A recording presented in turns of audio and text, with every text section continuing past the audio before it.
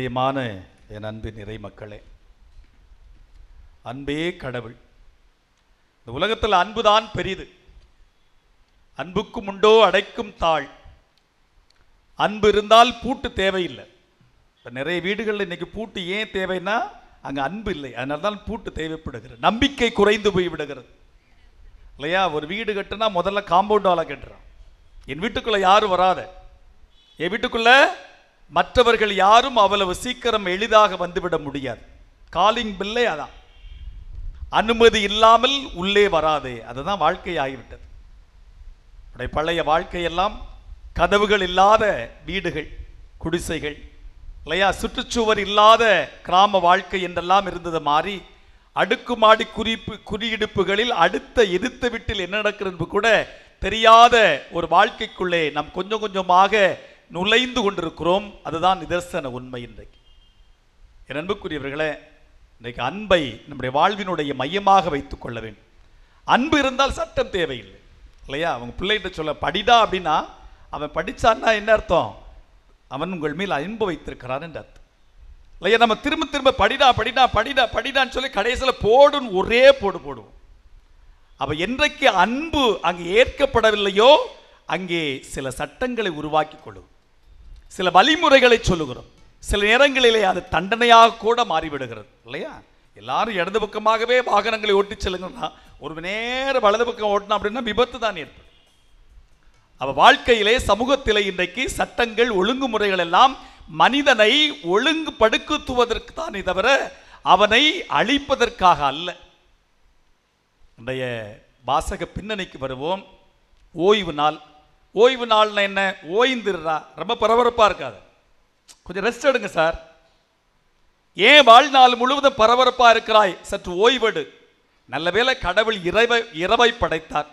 ஒருவேளை இரவு மட்டும் இல்லை என்றால் மனிதன் என்னைக்கோ காணாமல் போயிருப்பான். இந்த பூமியில மனுஷனே இருக்க மாட்டான். பகல் என்று பாராமல் இரவு என்று பாராமல் ஒரு மனிதன் ஓடிக்கொண்டே இருந்தால், வாழ்ந்து கொண்டிருந்தால் அவனால் இந்த வாழ்க்கையில் நீட்சிக்க முடியாது. சில மரணங்களை பாருங்கள், சொல்லுவார்கள் வேகமாக ஓடுகிறவன் விரைவாக ஓய்வு எடுத்துக் கொள்கிறான். இந்த உலகத்தில் பரபரப்பாக இருக்கிறவங்களுக்கு வாழ்நாளுக்கு ரொம்ப ரொம்ப குறைவு. அமைதி காமா, குண்டே விழுந்தாலும் என்னடா ரேச சத்தம் கேக்கு அப்படிங்கிறவர்கள் இந்த உலகத்திலே சற்று நீண்ட நாட்கள் வாழுகிறார்கள். இந்த உலகத்தில் ஏற்படுகிற பரபரப்பு நம்முடைய வாழ்நாட்களை குறைத்து கொடுக்கிறது என்பதுதான் இன்றைய உண்மை. எனவேதான் கொஞ்சம் நேரமாவது கொஞ்சம் அதிகமாக வாழ்ந்துடும் சொல்லிட்டு மருந்துகளை அள்ளி உள்ள சாப்பிட்றோம். சோறு திங்க வேண்டிய வாயில மருந்துகள் அள்ளி கொட்டி கொண்டிருக்கிற மருத்துவ உலகத்தில் வாழ்கிறோம். மருந்து இல்லாமல் இன்னைக்கு நிறைய பேர் கிடையாது. இருக்கிற எல்லாருக்கும் ஒரு வகையில் ஏதாவது ஒரு மருந்து மாத்திரைகள் ஒவ்வொரு நாளும் உள்ளே செல்வதால் தான் ஒழுங்கா உட்கார்ந்துருக்கும், இல்லைன்னா புஸ்க். என் அன்புக்குரியவர்களே, மனிதனுக்கு ஓய்வு தேவை. அதனால நாம் விவிலியத்திலே பழைய ஏற்பாட்டில் ஓய்வு நாளை பற்றியான தகவல்கள் தரப்படுகிறது. எல்லா மதங்களுமே ஓய்வை பற்றி சொல்லுகிறது. ஏன் கடவுளே ஓய்வில் இருக்கிறார் என்று தான் சொல்லுகிறது. கடவுள் ஓய்வெடுத்தார் அப்படிங்கிறத தொடக்க நூல் சொல்லுகிறது. கடவுள் எல்லாத்தையும், இந்த உலகத்தில் இருக்கிற எல்லாத்தையும் படைத்தார். முதலாக கடவுள் எதை படைத்தார்? ஒளியை படைத்தார். உலகத்தில் முதல்ல வெளிச்சம் இருந்தா தாயா இந்த உலகத்தில் எது நல்லது கெட்டதுன்னு மனுஷனுக்கு தெரியும் சொல்லி கடவுள் முதலாக ஒளியை உண்டாக்கினார். கடைசியில் யாரை உண்டாக்கினார்? போதும், இதுக்கு மேல எவனையும் இந்த பூமியில உருவாக்கவே கூடாது என்று மனிதனை படைத்துவிட்டு அதோடு படைப்பிற்கெல்லாம் ஒரு முற்றுப்புள்ளி வைத்தார். ஏன் தெரியுமா? அதுக்கு அடுத்து அவர் படைக்கவில்லை. மனிதன் தன்னை போலவே இருந்ததை கண்டு பெருமைப்பட்டார் இல்லையா? கடவுள் மனிதனை பார்த்த பொழுது அவன் தன் சாயலாக தன் பாவனையாக இருப்பதை பார்த்து எம்மாந்திர மகிழ்ச்சி அவருக்கு. இனிமே இதுக்கு மேல இந்த உலகத்தில் எதுவுமே தேவையில்லடா, மனிதன் போதும் என்று தன் படைப்பின் ஆற்றலுக்கு அவர் முற்றுப்புள்ளி வைத்து தொடக்க நூல் சொல்கிறது. கடவுள் எல்லாவற்றையும் பார்த்து வியந்து மகிழ்ந்து அவர் 7ஆம் நாள் ஓய்வுற்றார். கடவுளுக்கே ஓய்வு தேவை, ஆனால் மனுஷனுக்கு ஓய்வு இல்லாமல் ஓடுகிறார். இது கிறிஸ்தவ மறைகளில் மட்டுமல்ல, எல்லா மறைகளிலுமே கடவுளர்கள் ஓய்ந்துதான் இருப்பதை பார்க்க. நம்மளோட செவனேன்னு இருந்துங்கிறேன். சிவன் ஓய்வெடுக்கிற கடவுள், சிவன் ஓய்வெடுக்கிற கடவுள். இங்கே நம்ம ஸ்ரீரங்கத்தில் இருக்கிற ரங்கநாதருடைய சிலையை பார்த்துக்கிறீர்களா? சற்றே ஓய்ந்த நிலையில், அசன நிலையில் இருப்பார். எனவே இறைவனை ஓய்ந்திருக்கும் பொழுது இறைவனுடைய பிள்ளைகளாகி நீங்களும் நான் ஏன் பரபரப்பாக இந்த உலகத்தில் ஓடுகிறோம்? ஓய்வெடுக்க கற்றுக்கொள்ள வேண்டும். ஓய்வு என்பது சோம்பேறித்தனம் அல்ல, மாற்று வாழ்வுக்கான ஊக்கப்படுத்துகிற நேரம். அது ரிஃப்ரெஷிங் டைம். அதனால கடவுள் உறக்கத்தை கொடுத்தார். நிறைய பேர் தூங்குறது இல்லை, இன்னைக்கு சரியான உறக்கம் இல்லை. என் அன்புக்குரியவர்களே, மனிதனுடைய ஓய்வு இன்றைக்கு மிகப்பெரிய கேள்விக்குறியாகி இருக்கிறது. ஓய்வு எடுப்பதற்காக மாத்திரை போட, தூக்க மாத்திரை எதுக்கு?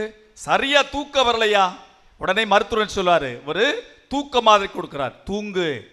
உன்னை மருத்துவத்துக்குள் கட்டுப்படுத்துவார். இயல்பாக தூங்குவதை விட இயல்புக்கு எதிர்மறையாக தூங்குவதற்கான மருந்துகள் உட்கொள்ளுகிற காலமாக இருக்கிறது. இயல்பான தூக்கம், ஓய்வு மனிதனுக்கு இல்லாதனால் மனிதனுடைய உளம் இன்னைக்கு பாதிக்கப்படுது. உள மன பிரச்சனைகள் அதுதான். குடும்பத்தில் நிறைய பிரச்சனைக்கு என்ன காரணம்? கணவன் மனைவி இவர்களெல்லாம் தூங்குறது இல்லை, எதையாவது மண்டையில் போட்டு குழப்பிக்கிட்டே இருக்கிறது.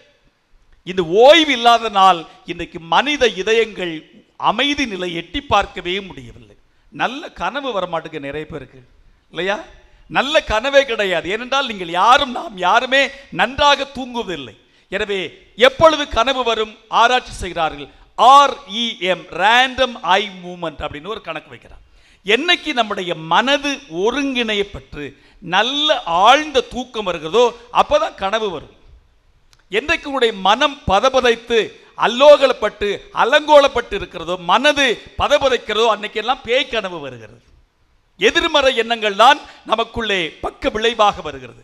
மாறாக ஆழ்ந்த நிலையில் இருக்கும் பொழுது ஆத்ம திருப்தியும் மன தைரியமும் நிச்சயமாக கிடைக்கும். ஆனால் தான் புனிதர்களோடு நல்லா தூங்கினார். சூசையப்பர் பாருங்க, சூசையப்பருக்கு எப்ப நல்ல கனவு வந்துச்சு? ஆழ்ந்து உறங்கிய பொழுதுதான் கனவில் வானவர் தோன்றி சொன்னார், உன் மரியாதை ஏற்றுக்கொள். இல்லையா? நல்ல காரியங்கள் மனிதன் ஆழ்மன அளவிலே உறங்கி ஓய்வெடுக்கும் பொழுதுதான் கிடைக்கிறது.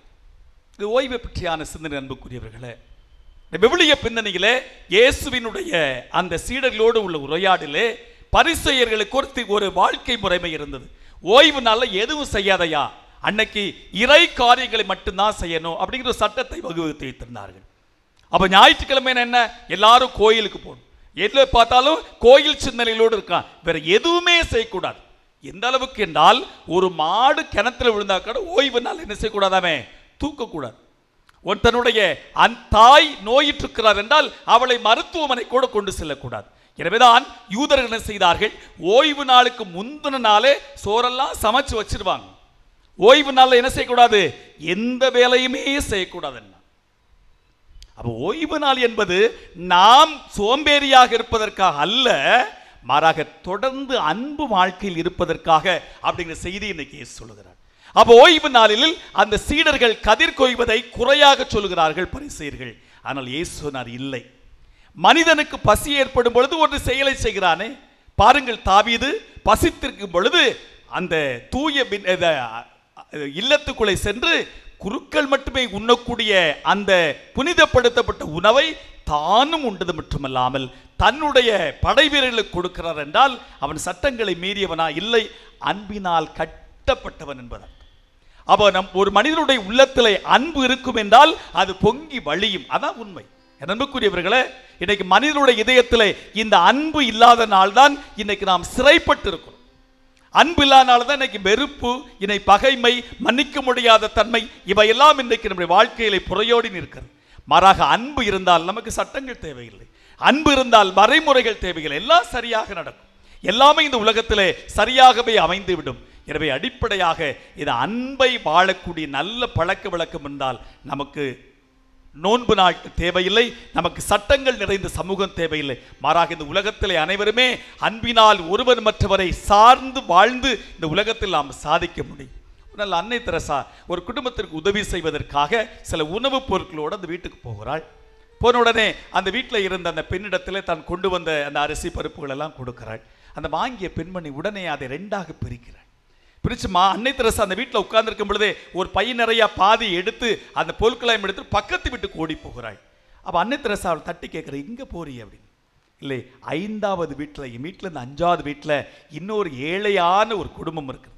அவர்களும் எங்களைப் போல ஒரு 5 நாட்கள் அவர்கள் உணவில்லாமல் அவர்கள் தவிக்கிறார்கள். எனவே அவர்களுக்கு கொடுப்பதற்காக சொல்லுகிறேன். அன்புக்குரியவர்களே, அன்பு இருந்தால் அங்கு தடைகள் இல்லை. அன்பு என்ன செய்யும், நீண்டு செல்லக்கூடிய வாய்ப்பை தருகிறது. அன்புக்குரியவர்களே, எனவே இந்த உலகத்திலே வரைமுறைப்பட்ட வாழ்க்கையில் வாழ்கிறோம் என்பதை விட அன்பினால் கட்டியெழுப்பட்ட வாழ்க்கையில் இந்த உலகத்தில் இருந்தால் அதுவே ஒரு உண்மையான நிறைந்த ஆசீர்வாதம் மிகுந்த வாழ்க்கையாக அமையும். எனவே இந்த உலகத்திலே அன்பின் பிள்ளைகளாக வாழுங்கள்.